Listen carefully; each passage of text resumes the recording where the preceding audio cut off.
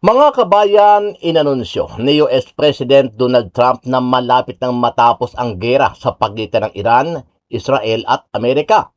Ayon kay Trump, posibleng 2 o 3 linggo na lang ang itatagal ng naturang digmaan sa Middle East.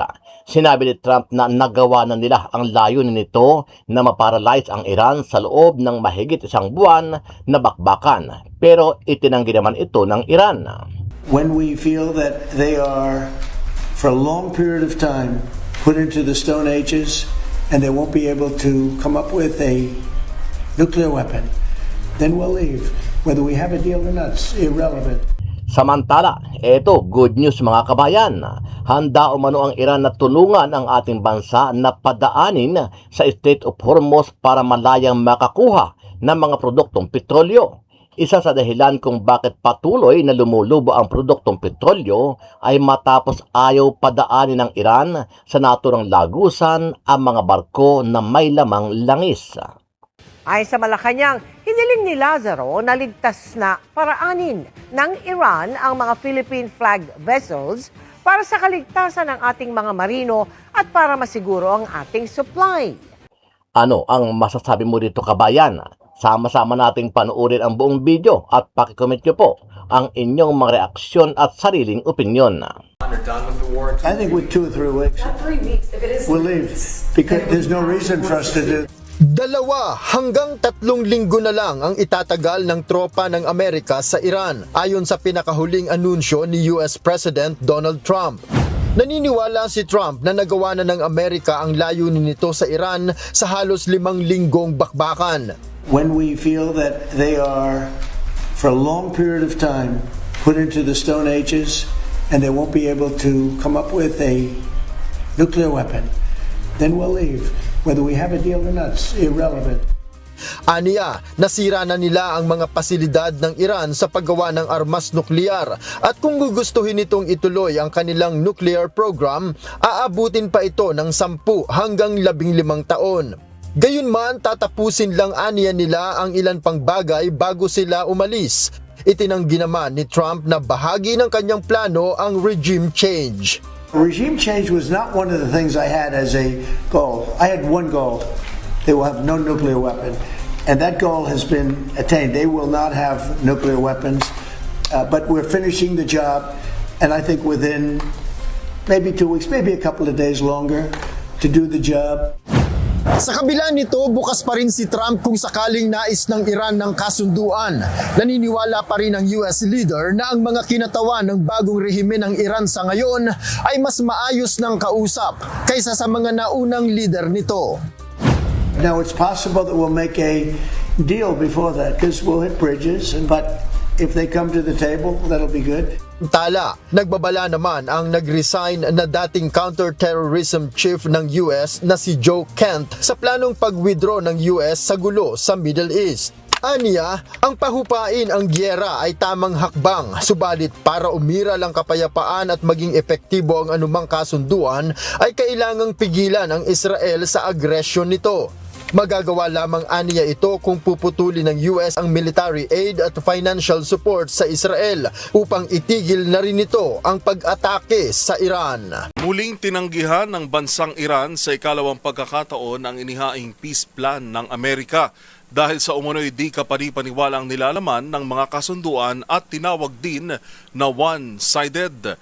Yan at ang iba pang mga napapanahong balita sa iba't ibang panig ng mundo sa Global Headlines Report. Balita mula sa Iran, muling tinanggihan ng Iranian official sa panibagong inihaing peace agreement ng Amerika na analay unrealistic at one-sided lamang ang mga nakasaad na kasunduan. Kung saan para sa kanila, mas umaayon pa daw sa US at Israel. Gayong kasama na sa idea naman nito ay ang reforma sa Iranian regime at paglimita sa paggamit ng nuclear weapon. Kaya naman pagkatapos ito ay muling nagpakawala ng airstrikes ang Tehran sa Israel na siyang sumagot din ng mga pag-atake at tinarget ang mga energy infrastructure nito. Pagbabanta naman ni US President Donald Trump sa Iran, pasasabugin daw nito ang mga energy plant kung patuloy pa rin itong isasara ang Strait of Hormuz.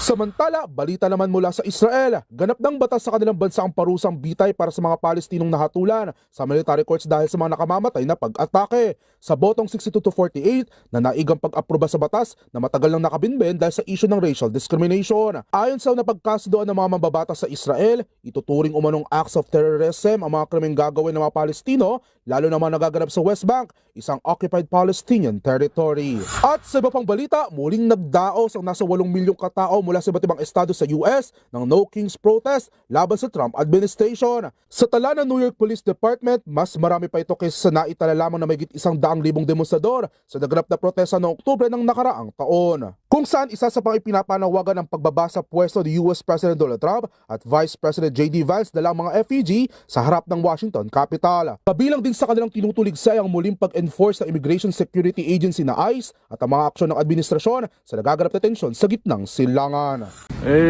May bagong aso na naman ang bangag na pamilya. Matibay yan, matibay. Matibay yan siya. Kung kanang matibay diha nga tao nga magbisita-bisita, isara ako ikasulti nimo. Pagdating ng panahon, kasi pag bumibisita ka, balita ko, matibay ka, nagpo-full battle gear ka. Pagdating ng panahon na may kaharap ka na naka-full battle gear, matibay ka man kaya, huwag kang pumiyok ha. Yes. Meron pong usapin ngayon, sir, circulating, no, na ang mga kababayan natin na sumusuporta sa iyo, nababalaka sila o nababahala sila kasi anytime daw bibisitahin ang bahay mo kay Mayor Baste at saka sa KOGC din, sir. Ano po yung masasabi mo dito? Bibisitahin? Bibisitahin po ang term, sir, para politically correct, sir. Bibisitahin. So, kisay mo bisita? Ngayon ko lang yan narinig, Alvin, no? Pero kung may bibisita, if that is politically correct, so kasabot na, bibisita, pero politika na. Kung may bibisita, narinig ko kanina lang ding umaga, nakita ko yung may nag-post na vlogger ng tiga Davao, si Boss Mil man ata yun. Yes, sir. Nakita ko, yun, nagtatanong-tanong ako, may bagong aso na naman ang bangag na pamilya. Matibay yan, matibay. Matibay yan siya.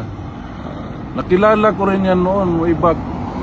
Pinakilala sa akin, way back 2017 ata, yung matibay na tao na yan. Intindihan naman natin kasi may galit yan. May galit kasi ang napag-alaman ko noon, nung nagpakilala, gustong mag-apply sa isang posisyon sa gobyerno, napag-alaman namin na corrupt, kaya hindi natanggap. No? Kaya alam mo naman to si Presidente Rudy, pag imbestiga, pag ano sa corruption ng tao, erase ka na agad sa mundo niya. So, maintindihan natin kung may galit yung bibisita, pero matibay yan siya. Siguro ngayon, nagkaroon ng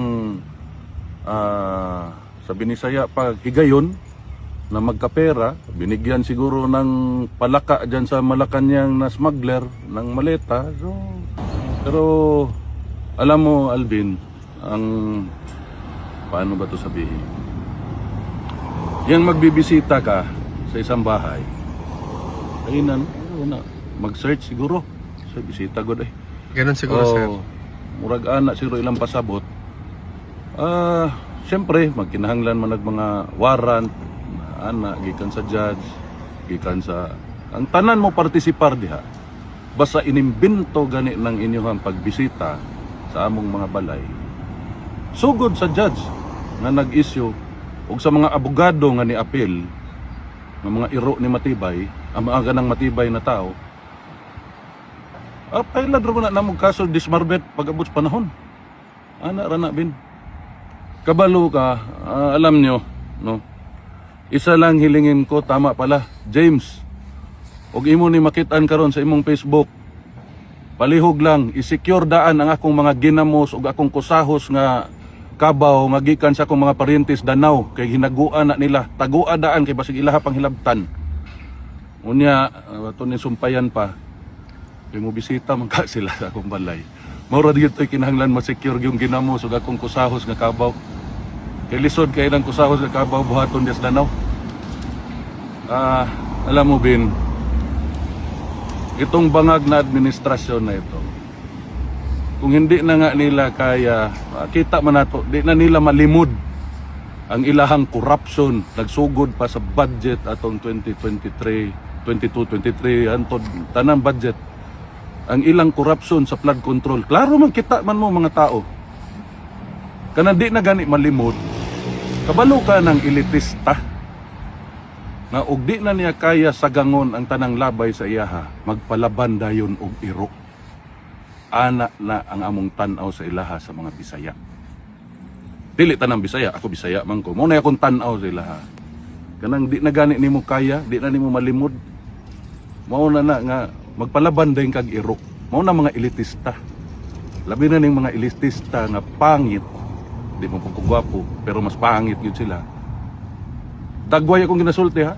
Pangit sila dagway, pangit og batasan, kawatan pagyud. Sus Mariusep. No, kanang wag yun. Mao gyud na ilaha. Palaban day nag mga iro.